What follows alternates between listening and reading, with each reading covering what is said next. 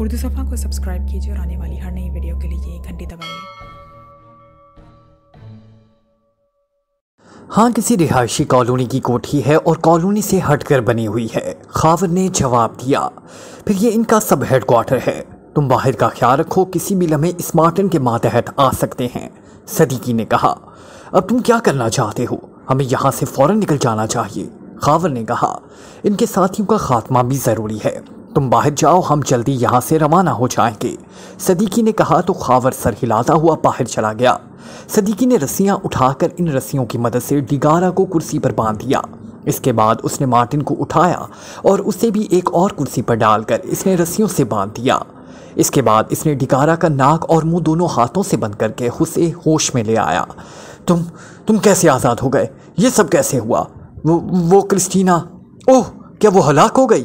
ڈگارا نے ہوش میں آتے ہی کرہاتے اور قدرے چیختے ہوئے کہا۔ اس کے چہرے پر اذیت کے تاثرات نمایاں تھے۔ کرسٹینا اور گن مین دونوں کو میں نے ہلاک کر دیا ہے۔ تم اور تمہارا ماتحت مارٹن اب بھی زندہ ہیں۔ میں نے جان بوجھ کر اس انداز میں تم دونوں پر فائرنگ کی تھی کہ گولیاں پہلوؤں کو زخمی کر کے دوسری طرف سے نکل گئی۔ اس طرح تم بے ہوش تو ہو گئی لیکن زندہ بچ گئی، صدیقی نے کہا، اور اس کے ساتھ ہی اس نے پیچھے آ کر گری ہوئی وہ کرسی اٹھائی جس پر پہلے ڈگارا بیٹھی ہوئی تھی۔ پھر وہ کرسی ڈگارا کے سامنے رکھ کر اس پر بیٹھ گیا۔ چوہان اور نعمانی ابھی تک ان کرسیوں پر بیٹھے ہوئے تھے جن پر انہیں پہلے باندھا گیا تھا۔ تم نے یہ سب کیسے کیا؟ یہ کیسے ممکن ہے؟ ڈگارا نے کرہاتے ہوئے کہا۔ تمہارے آدمیوں نے ہمیں واقعی اس انداز میں باندھا تھا کہ ہم کسی طرح بھی گانٹھ نہ کھول سکتے تھے، اس لیے بے بس بیٹھے ہوئے تھے۔ پھر تم نے مشین گن ہم پر تان لی اور تم ٹریگر دبا ہی رہی تھی کہ میرے ساتھی نے تمہیں مخاطب کر لیا۔ تم نے ٹریگر دبانے کا فوری ارادہ بدل دیا۔ میں نے کاندھے اچکائے تو اچانک مجھے محسوس ہوا کہ میرے دونوں بازو جو رسیوں کے اندر تھے حرکت کر سکتے تھے۔ میں نے اپنے بازو کو حرکت دی اور کوٹ کی جیب میں موجود مشین پسٹل نکال لیا۔ اس دوران تم نے دوبارہ مشین گن ہم پر تان لی۔ میں نے پیر کا جوتا اتارا اور ٹانگ کو جھٹک کر جوتا تمہاری طرف اچھال دیا۔ جوتا تمہیں اچانک لگا تو تم لڑکھڑا کر کرسی پر گری اور پھر کرسی سمیت الٹ کر نیچے فرش پر جا گری۔ اتنا وقفہ میرے لیے کافی تھا۔ میں نے جب سے مشین پسٹل تو نکال ہی لیا تھا اور اس کے بعد میں نے مشین پسٹل سے فائرنگ کر کے تم چاروں کو نیچے گرا دیا۔ پھر رسیاں ڈھیلی کر کے میں اوپر کو اٹھا اور کرسی کی سیٹ پر پیر رکھ کر فرش پر پہنچ گیا۔ اس کے بعد میں نے اپنے ساتھیوں کو کھول دیا، صدیقی نے پوری تفصیل بتاتے ہوئے کہا۔ صدیقی، کیوں وقت ضائع کر رہے ہو؟ کسی بھی لمحے حالات بدل سکتے ہیں اور پھر ہم زخمی ہیں، چوہان نے اچانک بولتے ہوئے کہا۔ اوکے ٹھیک ہے، صدیقی نے ایک جھٹکے سے اٹھتے ہوئے کہا۔ اس کے ساتھ ہی اس کے ہاتھ میں موجود مشین پسٹل سے رٹ کی آواز کے ساتھ ہی کمرہ ڈگارا کے حلق سے نکلنے والی چیخوں سے گونج اٹھا، جبکہ مارٹن بے ہوشی کے عالم میں ہی تڑپ کر ختم ہو چکا تھا۔ اسی لمحے خاور اندر داخل ہوا۔ ہلاک کر دیا ہے انہیں؟ کیا ان سے کچھ معلوم ہوا یا نہیں؟ خاور نے کہا۔ وہ شاید فائرنگ کی آواز سن کر اندر آیا تھا۔ کوشش تو کی تھی لیکن یہ تربیت یافتہ لوگ تھے، اس لیے سوائے وقت ضائع کرنے کے اور کچھ حاصل نہ ہوتا۔ لیکن اب مسئلہ یہ ہے کہ ہم کہاں جا کر رہیں؟ عمران صاحب تو ہوٹل بلیک وے میں ہم سے رابطہ کریں گے اور ابھی اس مارٹن کے ماتحت زندہ ہیں۔ وہ ان کی لاشیں دیکھنے کے بعد لازماً ہمیں ٹریس کرنے کی کوشش کریں گے، صدیقی نے کہا تو سب کے چہروں کے عضلات کھنچ سے گئے۔ یہاں سے تو نکلو، کوئی نہ کوئی چکر چل ہی جائے گا، خاور نے چند لمحے خاموش رہنے کے بعد کہا۔ یہ اگر رہائشی کالونی ہے تو لازماً اس کالونی میں کوئی نہ کوئی کوٹھی کرائے پر یا فروخت کے لیے خالی پڑی ہوگی، اور چونکہ یہاں فرنشڈ کوٹھیاں کرائے پر دی جاتی ہیں یا فروخت کی جاتی ہیں، اس لیے عارضی طور پر ہم آسانی سے وہاں شفٹ ہو سکتے ہیں، اچانک نعمانی نے کہا۔ او ہاں، ویری گڈ، خاور تم جا کر ایسی کوٹھی چیک کرو، میں باہر پہرا دیتا ہوں، ایسی صورت میں ہم یہاں آنے والوں کو بھی چیک کر سکیں گے، صدیقی نے کہا تو خاور سر ہلاتا ہوا باہر چلا گیا۔ یہ اگر ان کا ہیڈ کوارٹر ہے تو یہاں اسلحہ بھی ہوگا، یہاں وائرلیس بم نصب کر کے ڈی چارجر ساتھ لے لو، جب ان کے ساتھی یہاں اکٹھے ہو جائیں تو اسے فائر کر دیں گے، اس طرح یہ پورا سیکشن ہی ختم ہو جائے گا، چوہان نے کہا۔ ہاں ایسا ہی ہونا چاہیے، میں چیکنگ کے ساتھ ساتھ یہ کام بھی کر لیتا ہوں، صدیقی نے کہا اور بیرونی دروازے کی طرف بڑھ گیا۔ سٹاک لمبے قد اور ورزشی جسم کا مالک تھا۔ وہ سٹاک کلب کا مالک اور مینیجر تھا۔ اس وقت وہ اپنے کلب کے آفس میں موجود تھا کہ سامنے میز پر موجود فون کی گھنٹی بج اٹھی تو اس نے ہاتھ بڑھا کر ریسیور اٹھا لیا۔ یس، سٹاک بول رہا ہوں، سٹاک نے کاروباری لہجے میں کہا۔ اسپیشل کال، دوسری طرف سے گراتی ہوئی سرسری سی آواز سنائی دی اور اس کے ساتھ ہی رابطہ ختم ہو گیا تو سٹاک بے اختیار چونک پڑا۔ اس نے ریسیور رکھا اور اٹھ کر اکبی دروازے کی طرف بڑھ گیا۔ اس نے دروازہ کھولا تو دوسری طرف ایک اور کمرہ تھا جو ریٹائرنگ روم کے انداز میں سجایا گیا تھا۔ اسٹارک نے دروازہ بند کیا اور دروازے کے ساتھ ہی سوئچ بورڈ پر موجود سرخ رنگ کا بٹن پریس کر دیا تو دروازے کے اوپر سرخ رنگ کا بلب جل اٹھا۔ وہ تیزی سے مڑا اور اس نے ایک الماری کھول کر اس میں سے سیاہ رنگ کا فون نکال کر میز پر رکھا۔ اس فون پر نمبر موجود نہ تھے۔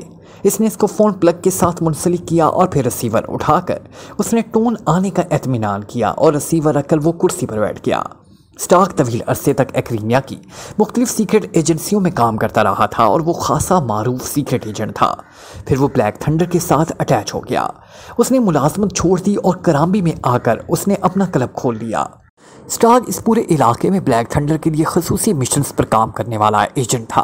اس نے یہاں رہ کر بلیک تھنڈر کے لیے ایسے کام کیے تھے کہ اسے سیکشن ہیڈ کوارٹر نے سپر ایجنٹ بنا دیا تھا، جس کا علیحدہ ہیڈ کوارٹر تھا، لیکن اسٹارک اس ہیڈ کوارٹر میں سوائے انتہائی اشد ضرورت کے نہ جاتا تھا۔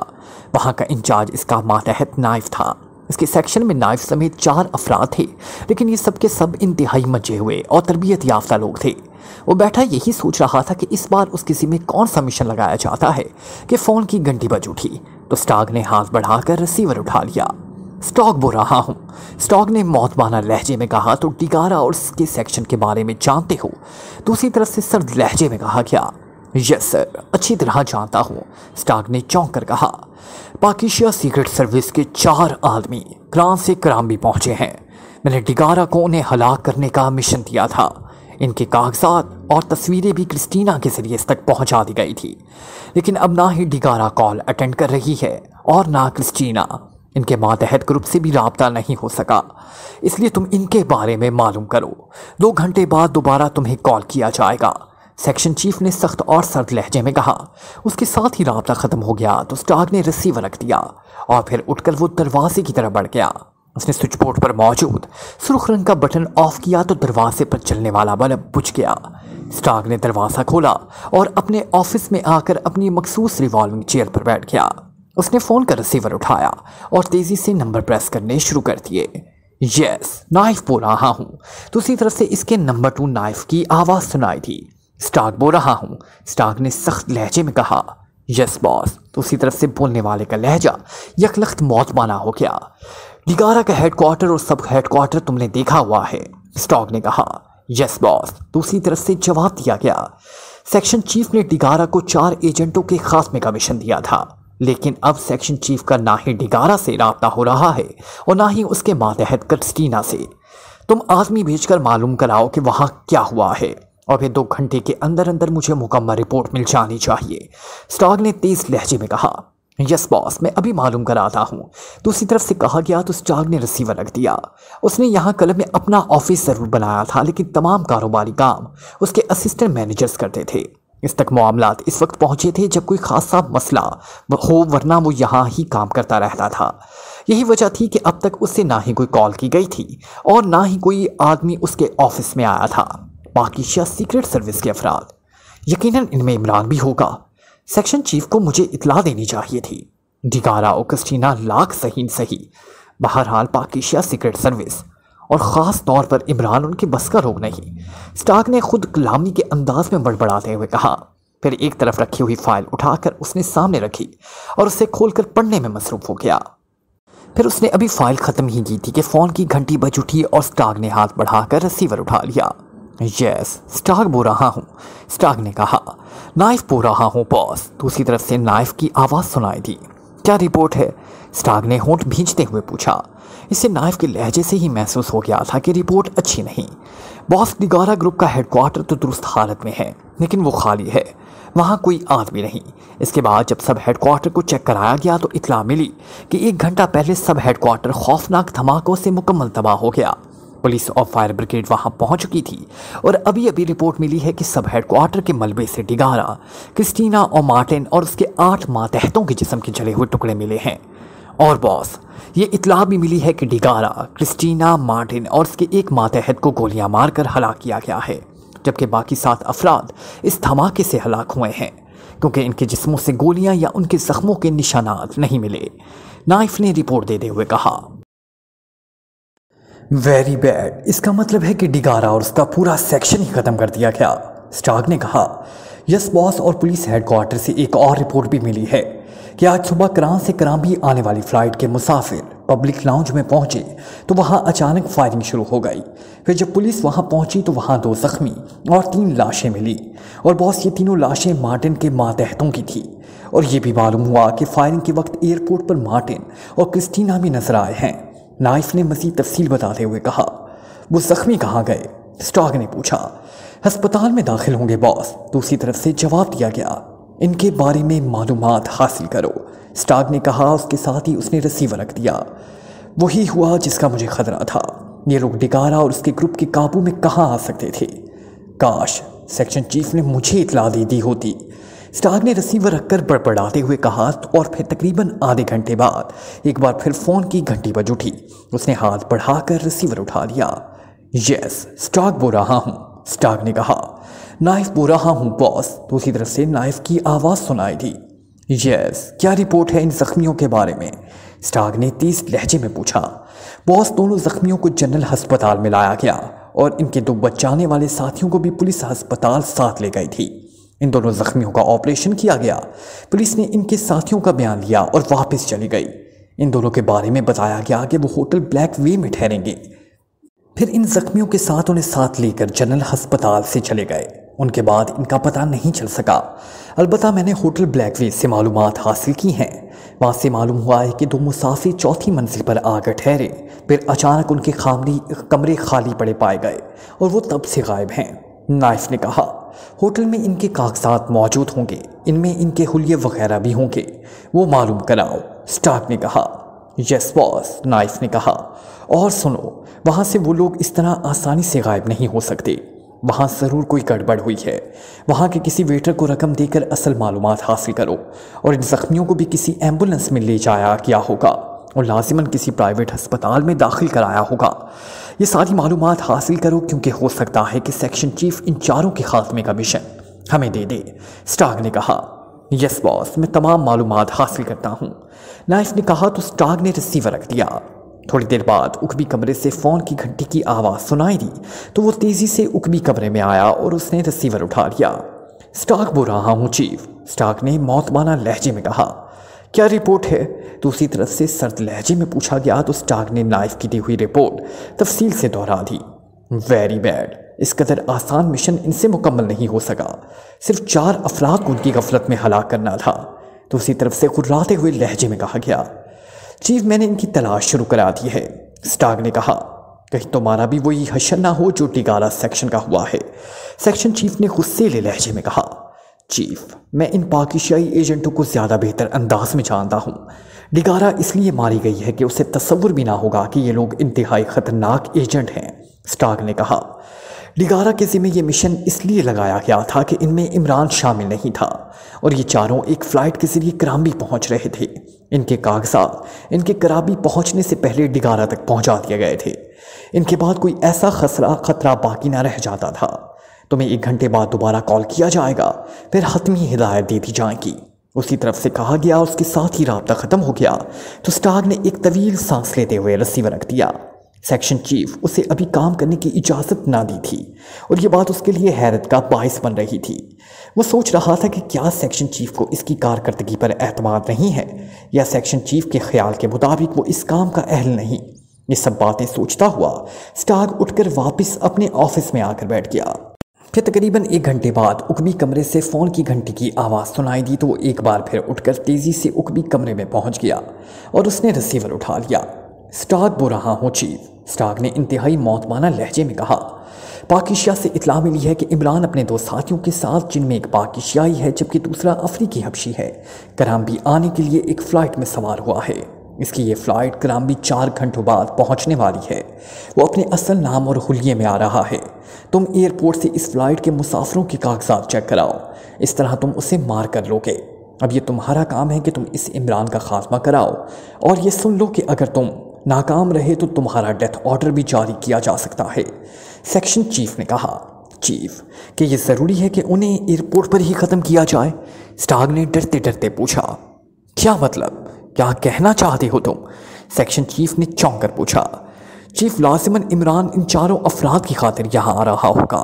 अगर उसे एयरपोर्ट पर ही ख़त्म करा दिया गया तो फिर उसके साथी सामने ना आ सकेंगे, जबकि इमरान की निगरानी की जाए और फिर जैसे ही इसके साथी सामने आए तो इन सब का खात्मा कर दिया जाए। इस तरह ये पूरा ग्रुप आसानी से ख़त्म हो जाएगा। स्टार्क ने तेज लहजे में कहा, असल अहमियत इस इमरान की है, बाकी ग्रुप की कोई अहमियत नहीं है और उन्होंने यहाँ रुकना नहीं है। ये लोग यहाँ इकट्ठे होने के लिए आए हैं, इसलिए ऐसा ना हो कि तुम उन्हें ट्रेस करते ही रह जाओ और ये लोग यहाँ से निकल भी जाएं। तुम्हारा टारगेट इमरान है, उसे हर सूरत में और फौरी ख़त्म करना है।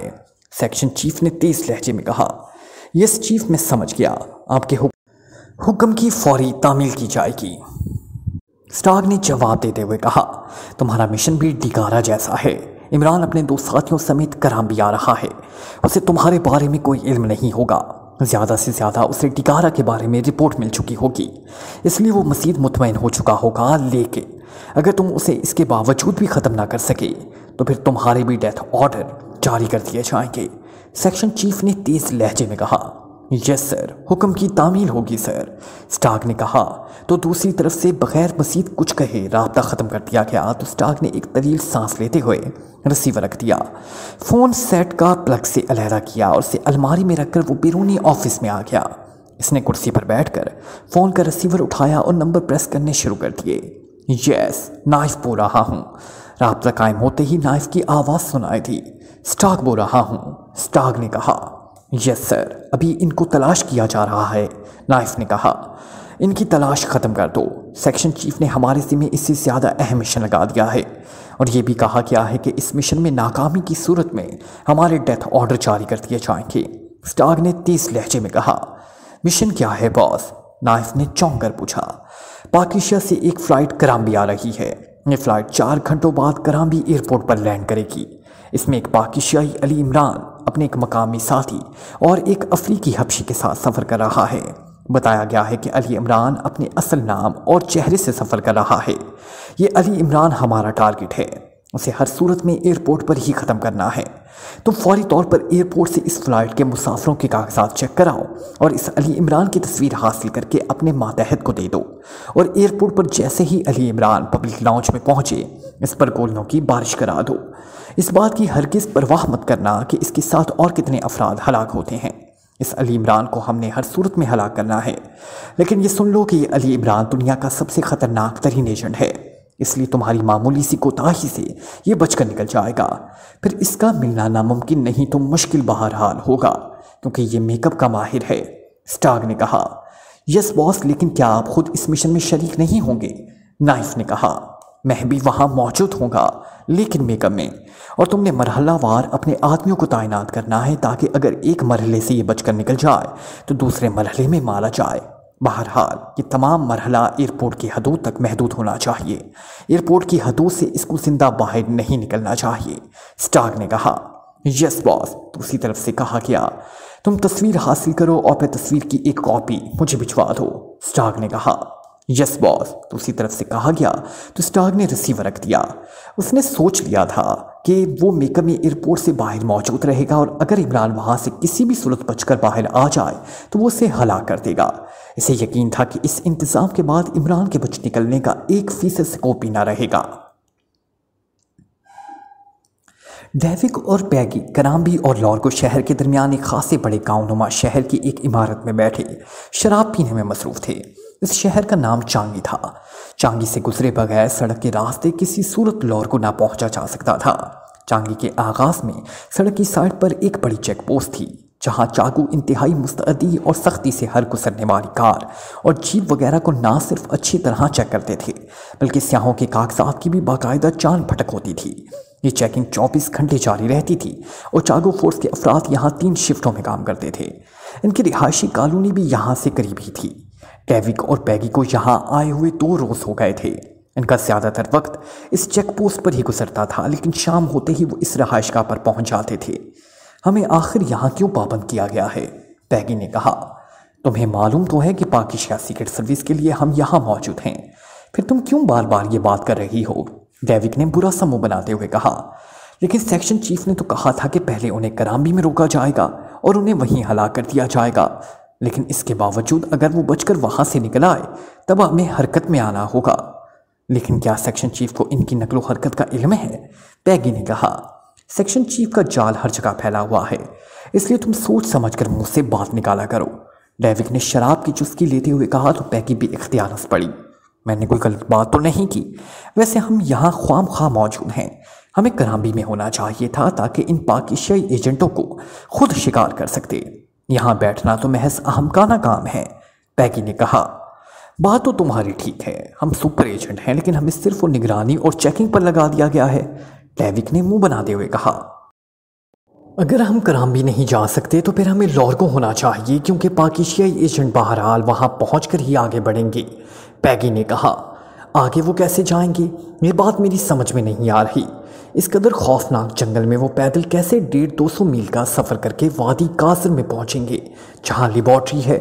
ہیلی کاپٹر تو ان کے پاس ہے نہیں، اور اگر ہوتا تو پھر زیادہ آسانی سے اسے تباہ کیا جا سکتا تھا۔ ڈیوک نے کہا، جو کچھ ہم نے دیکھا ہے اس کے بعد وہاں پہنچنا کسی کے بس کا رگ نہیں، اور اگر کوئی وہاں پہنچ بھی جائے تو ماتو قبیلہ ایک لمحے میں ان کی بوٹیاں اڑا دے گا۔ پیگی نے کہا، تمہیں معلوم ہے کہ اس لیبارٹری میں کیا ہو رہا ہے؟ اچانک ڈیوک نے پوچھا۔ ہونا کیا ہے؟ کوئی خوفناک ہتھیار ہی بن رہا ہوگا، پیگی نے منہ بناتے ہوئے کہا تو ڈیوک بے اختیار ہنس پڑا۔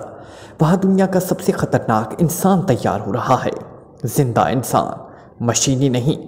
ڈیوک نے کہا تو پیگی بے اختیار اچھل پڑی۔ زندہ انسان تیار ہو رہا ہے؟ کیا مطلب؟ یہ کیسے ممکن ہے؟ مصنوعی انسان بہرحال مشینی ہوتا ہے، چاہے بظاہر زندہ ہی کیوں نہ نظر آتا ہو۔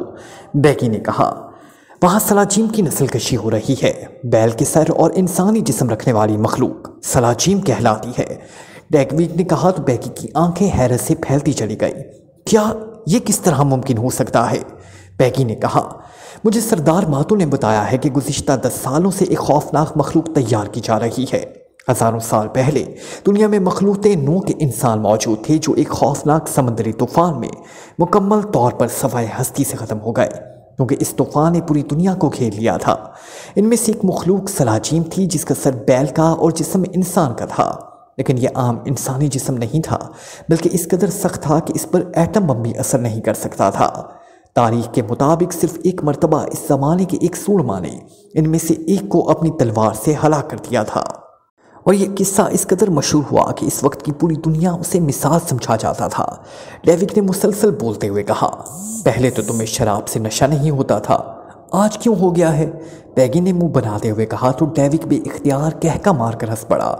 تو تم سمجھ رہی ہو کہ میں شراب کے نشے میں یہ باتیں کر رہا ہوں، جبکہ یہ حقیقت ہے، اس کائنات کی سب سے بڑی حقیقت، اور میں نے اس مخلوق میں اسے ایک کو خود دیکھا ہے۔ ڈیوک نے کہا، کیا مطلب؟ کیسے؟ پیگی نے چونک کر پوچھا۔ بیل کے سر اور انسانی جسم رکھنے والے انسان کو، لیکن ابھی وہ بچہ تھا، صرف 6 سال کا، لیکن وہ تیزی سے بڑھ رہا ہے، اور سردار ماتو نے بتایا ہے کہ 1000 ایسے بچے اب تک پیدا کیے جا چکے ہیں اور مزید پیدا کیے جا رہے ہیں۔ یہاں کے سائنسدان ان کی تعداد 10 لاکھ تک لے جانا چاہتے ہیں۔ ڈیوک نے کہا، کیا تم واقعی سنجیدہ ہو یا کوئی مذاق ہے؟ پیگی کو ابھی تک یقین نہیں آ رہا تھا۔ میں درست کہہ رہا ہوں پیگی، جب تک میں نے اسے اپنی آنکھوں سے نہ دیکھا تھا مجھے بھی اس بات پر یقین آ رہا تھا۔ ڈیوک نے کہا تو پیگی کی آنکھیں مزید پھیل گئیں۔ اوہ، تو یہ مذاق نہیں، لیکن میں بھی تو تمہارے ساتھ تھی، تو پھر تم نے کب اسے دیکھا اور کہاں دیکھا تھا؟ پیگی نے کہا، جب تم بڑے سردار کی جھونپڑی میں ہی رک گئی تھی تو میں سردار ماتو کے ساتھ لیبارٹری کی سیکیورٹی چیک کرنے چلا گیا، اور یہ سیکیورٹی چیک کرتے ہوئے جب ہم لیبارٹری کی سیکیورٹی ایریا میں داخل ہوئے تو میں نے اس سے پوچھا کہ لیبارٹری کی زہریلی گیس باہر نکالنے کا کیا انتظام ہے، جو سردار ماتو بے اختیار ہنس پڑا۔ اس نے مجھے بتایا کہ یہ ویسی لیبارٹری نہیں کہ جہاں زہریلی گیس پیدا ہو، یہاں تو بچے پیدا کرنے اور ان کی پرورش کرنے کے انتظامات ہیں، اور لیبارٹری اس لیے اسے کہتے ہیں کہ یہاں کلوننگ کے ذریعے سلاجین پیدا کیے جا رہے ہیں، پھر ان کی پرورش کی جاتی ہے۔ میں اس بات پر بے حد حیران ہوا، اور مجھے اس کی بات پر یقین نہ آیا تو اس نے مجھے لیبارٹری کے انچارج ڈاکٹر والٹر سے ملوایا۔ ڈاکٹر والٹر سے سیکیورٹی کے بارے میں بڑی تفصیل سے بات ہوئی۔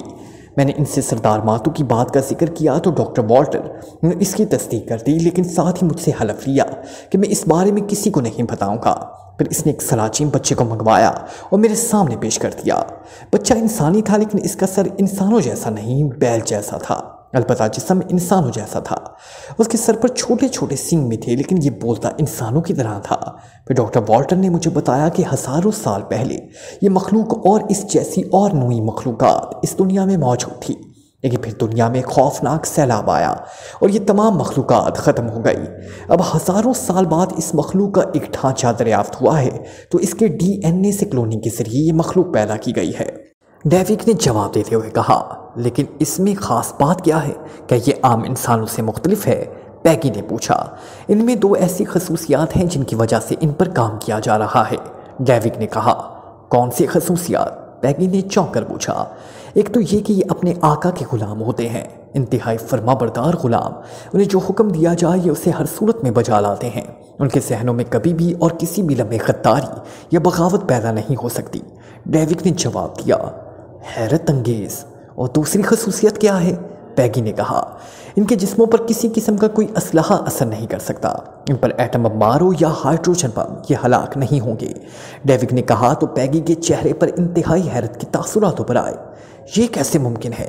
اگر وہ انسان ہیں، چاہے ان کی شکلیں کیسی بھی ہوں، بہرحال ہوں گے تو وہ انسان ہی، پیگی نے کہا۔ یہی سوال میں نے بھی ڈاکٹر والٹر سے کیا تھا۔ اس نے جواب دیا کہ اس مخلوق کے جسمانی ٹشوز ایسے ہیں کہ ان پر کسی قسم کی ریس یا بارود وغیرہ کوئی اثر نہیں کرتا۔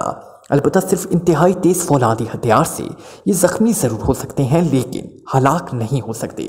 ان کے اندر فطری صلاحیت موجود ہوتی ہے۔ ان کے کٹے ہوئے جسمانی ٹشوز چند لمحوں بعد دوبارہ مل جاتے ہیں، ڈیوک نے کہا۔ پھر یہ کیسے ہلاک ہو سکتے ہیں؟ ان کی عمریں کتنی ہوں گی؟ پیگی نے کہا۔